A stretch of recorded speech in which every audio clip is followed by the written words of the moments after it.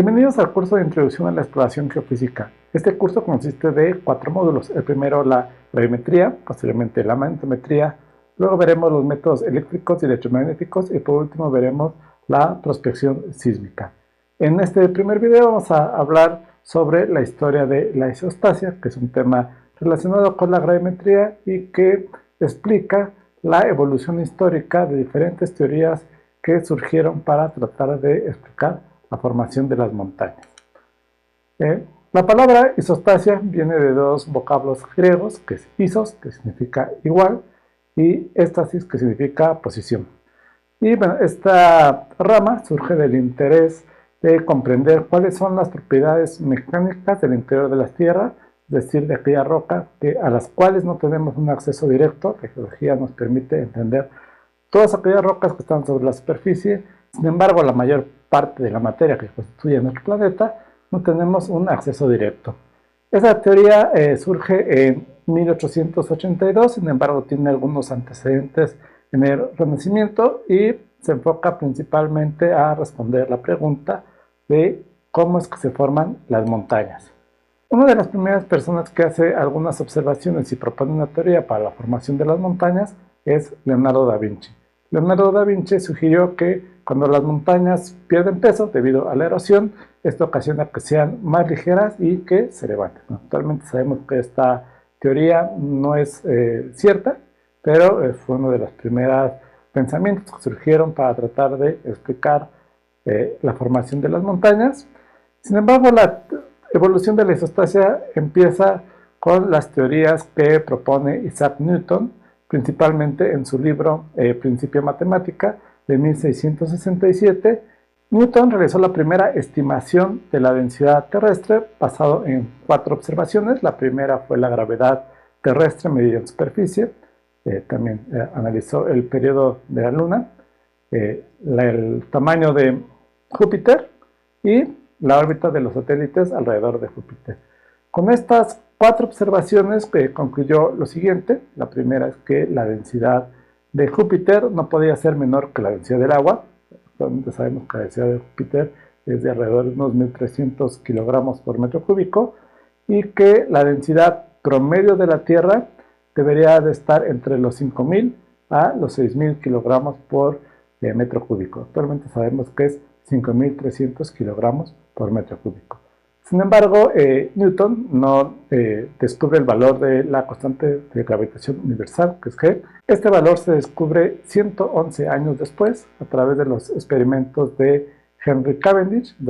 Henry Cavendish en 1798 realiza este experimento con una balanza de torsión y él logra calcular el valor de G que había propuesto 100 años antes Newton.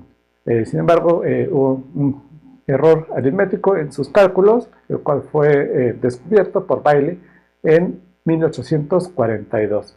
En general, hubo poco avance en la gravimetría hasta finales del siglo XIX, finales de los 1800. Los avances empiezan a surgir durante el siglo XVIII, con 2 escuelas de pensamiento, la escuela inglesa y la escuela francesa. La escuela inglesa está principalmente encabezada por las teorías de Newton, en el que él proponía que la Tierra debería de estar achatada en los polos, mientras que en Francia la principal teoría estaba soportada por Jacques Cassini y esta escuela científica proponía que la Tierra debería de estar achatada en el Ecuador. Para esto el rey Luis XV financia 2 brigadas para medir un grado de latitud tanto en un punto cercano al Ecuador como en un punto cercano a los polos. Entonces envía 2 brigadas, una a Quito en Ecuador, comandadas por un científico de apellido Lacondamine, y por otra parte manda otra brigada a Tornio en Finlandia, que estaba encabezada por Maupertuis. Ellos utilizaban este instrumento que ustedes ven en sus pantallas, que se conoce como un astrolabio, y es un instrumento de navegación que me permite conocer la latitud a la que yo me encuentro, utilizada en este periodo histórico. ¿Cómo es que funciona este instrumento? Este instrumento me permite conocer la latitud a la que yo me encuentro alineándolo con la estrella polar, y tiene unos niveles, con lo cual me permite ajustarlo contra la horizontal, y de esta forma se podía medir la latitud a la que yo me encontraba. Entonces lo que se hizo durante estas exploraciones fue elegir dos puntos con 1 grado de latitud de diferencia. En general no podemos viajar de un punto a otro en línea recta, por lo que se hacían eran diversas estaciones base, de manera que se iba triangulando hasta llegar al otro punto, y de esta manera poder calcular cuál es la distancia que habría que recorrer sobre la superficie para poder avanzar 1 grado en latitud. Aquí surge un primer problema para hacer los cálculos de latitud, que se pueden reportar diferentes latitudes dependiendo cuál sea el origen que nosotros consideremos. Tenemos la latitud geocéntrica, en la cual nosotros consideramos que se va a medir con respecto al centro geométrico de la Tierra. También tenemos la latitud astronómica. Como ven, aquí tenemos dos superficies de las cuales vamos a hablar más adelante. Tenemos una superficie que ustedes ven dibujada con una línea relativamente irregular, que está etiquetada como geoide. El geoide más o menos corresponde al nivel del mar. El nivel del mar, ustedes no creen, tiene una cierta topografía, de unas partes en las que el nivel del mar, bueno, si omitimos las corrientes, si omitimos los vientos, va a tener niveles más altos que otros. Vamos a verlo más adelante. Estas variaciones se pueden medir a través de satélites cuando ustedes utilizan una plomada o estos niveles para alinear con respecto a la horizontal. Esto va a estar alineado con respecto a la coordenada que le vamos a llamar la coordenada astronómica. Y por último tenemos otro tipo de coordenada que nosotros podemos calcular matemáticamente. Vean que hay otra superficie dibujada, de la cual también vamos a hablar posteriormente en el curso, que es el elipsoide. El elipsoide es una aproximación de la forma de la Tierra a una elipse. Esta se le va a conocer como la latitud geodésica. Entonces tenemos 3 posibles latitudes que nosotros podemos analizar, y vamos a ver cuáles son los resultados que obtuvieron estas dos brigadas, tanto en Ecuador como en Torneo. Vean que esta tabla tiene unas unidades que están actualmente en desuso, que es el TOIS, que es una unidad de medición utilizada durante la época y que es aproximadamente 1.9 metros. Entonces, si comparamos los resultados obtenidos por la brigada en Torneo y los obtenidos por la brigada en el Ecuador, vemos que existe una diferencia de aproximadamente unos 660 metros más cerca del círculo polar ártico que con respecto al Ecuador. Entonces estas brigadas encontraron que, bueno, efectivamente no era la teoría francesa propuesta por Cassini, sino la teoría inglesa propuesta por Isaac Newton, la cual predecía la forma de la Tierra. De esta forma se logró comprobar que la Tierra efectivamente está achatada en los polos y no en el Ecuador. Sin embargo, uno de los científicos que acompañaban a una de estas brigadas en Ecuador, Pierre Bouguer, él tuvo la sospecha de que había habido algún error en la forma que se habían tomado las mediciones, y él supuso que el efecto de las montañas cercanas al Ecuador, en este caso en particular al monte Chimborazo. El monte Chimborazo es la montaña que, si medimos desde el centro de la Tierra hasta la cima, es el punto más alejado del centro de la Tierra. El monte Everest es el punto más alejado con respecto al nivel medio del mar. Sin embargo, el monte Chimborazo es el punto más alejado con respecto al centro de la Tierra. Entonces Bouguer encontró que la masa de la montaña podía causar una deflexión con respecto a la horizontal de aproximadamente 1,43 grados. Y bueno, él no pudo explicar de qué forma. Pensó que la tracción de las montañas era mucho menor de lo que uno esperaría para una montaña de ese tamaño. Entonces empiezan a surgir algunas ideas de que las montañas tendrían algún efecto en los cálculos de las latitudes. Posteriormente surge Roger Joseph Boscovich, que era un físico, astrónomo, matemático, filósofo, diplomático, poeta, teólogo y sacerdote jesuita, el cual, bueno, estudió en Francia, pero él era de un país que actualmente existe, que es la República de Raugaza, lo que es actualmente Croacia, Y él propuso lo siguiente, dice, las montañas pienso que pueden explicar principalmente a partir de la expansión térmica a profundidad de las capas de roca cercanas a la superficie se levantan y estas resistencias no significa que exista un flujo interno, una adición de material a profundidad. Entonces, Boscovich propone esta teoría que ajustaba bien en la teoría que se consideraba en ese momento más acertada, que es la teoría de contracción, una teoría que explica las diferencias en topografía debido a un enfriamiento de la Tierra. Entonces se creía que la Tierra en su formación tenía una temperatura mucho mayor y se había ido enfriando de manera diferencial, de manera que las partes que estaban más elevadas eran partes más calientes que las partes más frías, y bueno, era la teoría que se creía en ese momento histórico. Sin embargo, este tema se abandona por casi 100 años. Posteriormente surgen algunas observaciones de Charles Babbage. Charles Babbage es un personaje histórico, un científico histórico importante que ha pasado a la historia como el padre de la computación moderna. Sin embargo, también tuvo otras aportaciones a las ciencias de la Tierra. En particular, él observó este templo en Italia, que es un templo romano, en el que se observan incrustaciones de crustáceos en estas columnas, lo que indica que este templo ha estado sumergido por algunos periodos de tiempo. Y él propuso que la expansión térmica, cercano a este templo está el volcán Vesubio, entonces también explicaba a través de una expansión térmica estos levantamientos y subsidencias de la Tierra. Posteriormente vienen una serie de mediciones importantes, principalmente en la India.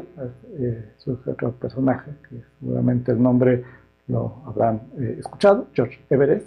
George Everest era parte del gobierno británico, que en ese momento tenía el control de la India y que estaba encargado de realizar mediciones geodésicas alrededor de todo el país de la India. Entonces él realiza estas observaciones y observa algo muy similar. Observa que hay una deflexión de la vertical cuando hacía mediciones cercanas a, en este caso, la cadena de los Himalayas, que es la cadena montañosa más alta del mundo. Entonces él compara dos ciudades en particular, la ciudad de Kalina y la ciudad de Kalyampur. Estas dos ciudades ve que hay una diferencia de aproximadamente 5 grados con 24 minutos de diferencia entre las medidas astronómicas y las medidas geodésicas. Él atribuye esta diferencia a errores en la triangulación y errores en el elipsoide de referencia. Aquí pueden ver un par de mapas en los que ustedes pueden ubicar estas dos ciudades en la India, la ciudad de Kalyana, que está en la base de donde inician los Himalayas, y de otro lado tienen Kalyampur, que está aproximadamente a unos 300 kilómetros más al sur. Entonces él compara estas dos ciudades y encuentra esta diferencia. Estas mediciones tomadas por Everest son retomadas por un científico británico, John Henry Pratt, y que en 1854 presenta a la Real Sociedad Inglesa los cálculos que explican las observaciones de Everest. La principal problemática que tenía es que no se tenía un conocimiento exacto de la topografía de esta zona. Él la estimó a partir de relatos de viajeros, y el artículo original de 1854 ustedes los pueden encontrar en el material anexo a la clase, que es donde él trata de explicar cómo se pueden justificar estos errores en las mediciones. Posteriormente, un año después, George Airy presenta una hipótesis alternativa a las mediciones, y él propone esta idea de que la corteza se encuentra, por así decirlo de manera análoga, como un iceberg que está flotando sobre un mar de lava. Realmente sabemos que no flotamos sobre un mar de lava. Lava es un material que se encuentra puntualmente en algunas zonas del planeta, principalmente debajo de zonas volcánicas, pero no estamos flotando sobre un mar de lava. Pero bueno, esta idea pretendía explicar el relieve que se observaba en la Tierra. Bueno, esta es la hipótesis de Pratt. En la hipótesis de Pratt, él propone que hay variaciones laterales de la densidad, y propone que cuando tenemos una montaña, vas a tener una densidad menor, es decir, una deficiencia de masa, lo que va a hacer que se forme esta montaña. Y por otra parte, cuando tenemos un nivel más bajo, por ejemplo los océanos, se propuso que la densidad debería de ser mayor y esto formaba este exceso de masa. De tal manera que a una cierta profundidad estos niveles deberían de estar compensados. Y estos son los modelos que propuso tanto Airy como Pratt. Vamos a hablar de estos dos modelos con mayor detalle más adelante durante el curso.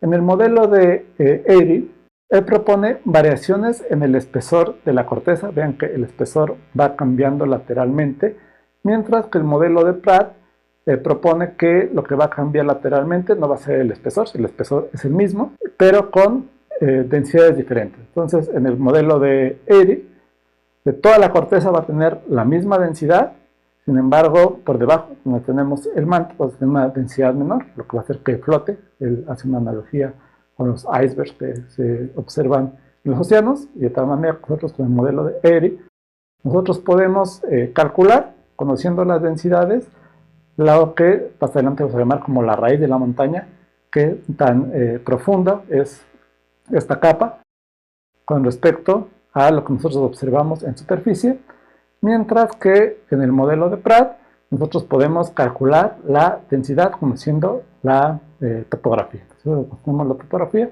nosotros podríamos conocer estas variaciones laterales de la densidad. Un trabajo que es muy importante en Ciencias de la Tierra es el libro de Física de la Corteza Terrestre.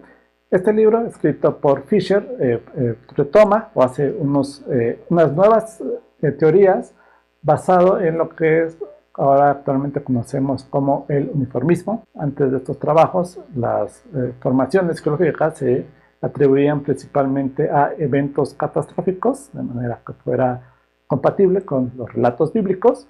Sin embargo, Fisher propone que hay procesos más lentos. Estos procesos lentos que él propone que ocurren durante miles o millones de años dan origen a lo que actualmente conocemos como el uniformismo. Y él retoma estas teorías de Airy, en los que propone que la corteza se encuentra en un estado de equilibrio, y retoma esta idea de un iceberg y compara la corteza como un iceberg que está flotando sobre un material menos denso. Y esta teoría surge principalmente de aplicar el principio de Arquímedes. Posteriormente conocen bien esa historia de Arquímedes, en que puede determinar la densidad de un material sumergiéndolo en agua, y haciendo algunos cálculos encuentra estas ecuaciones que permite estimar qué parte de un material con respecto a la densidad sobre la cual está flotando vamos a ver por encima de la superficie del agua en este caso, o por debajo de la superficie. Y si aplicamos este mismo principio de Arquímedes a la corteza, podemos llegar a un resultado análogo.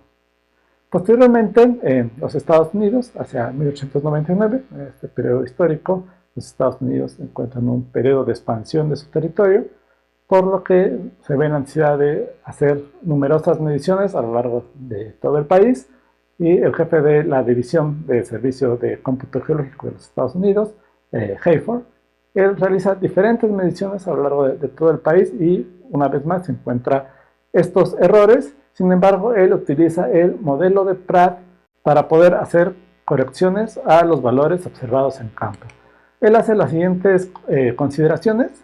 La primera, que la compensación va a ser uniforme a lo largo de todo el territorio, que la capa de compensación se va a ubicar directamente por debajo de las montañas y va a alcanzar una profundidad de compensación de C, y que la densidad sobre el nivel del mar va a ser igual a la densidad medida en la costa, y que la densidad por debajo del nivel del mar va a variar lateralmente, siendo menos denso debajo de las montañas y más denso debajo de los océanos, y por último que la profundidad de compensación va a ser la misma en todo el territorio.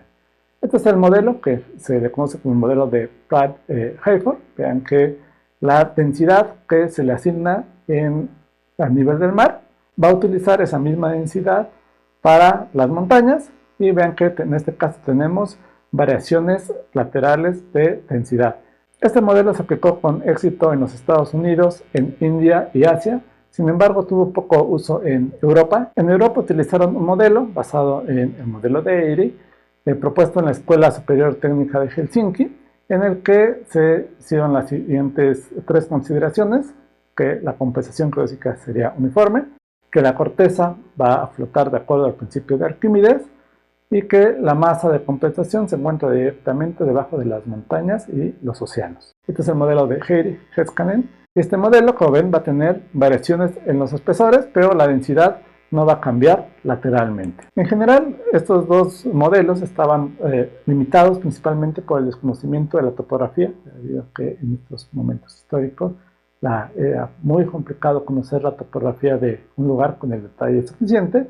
Sin embargo, actualmente ya tenemos una serie de herramientas que nos han permitido acceder a estos datos de manera muy simple, y en el primer ejercicio que vamos a hacer durante este curso vamos a hacer algunas primeras observaciones en Google Earth, analizando no solo la topografía, sino también datos de gravedad que se han recolectado a través de satélites. Cómo se utiliza esta colección la vamos a ver en los videos posteriores. Actualmente tenemos una gran cantidad de datos que nos permiten conocer cuál es la gravedad terrestre, cuál es la topografía, no solo de la Tierra, sino también de otros cuerpos celestes. Tenemos datos de Marte, tenemos datos de la Luna y de algunos otros cuerpos en el sistema solar. Es todo por esta unidad. Como ven, es un tema bastante extenso. Podrán encontrar mayor información en el material anexo a la clase.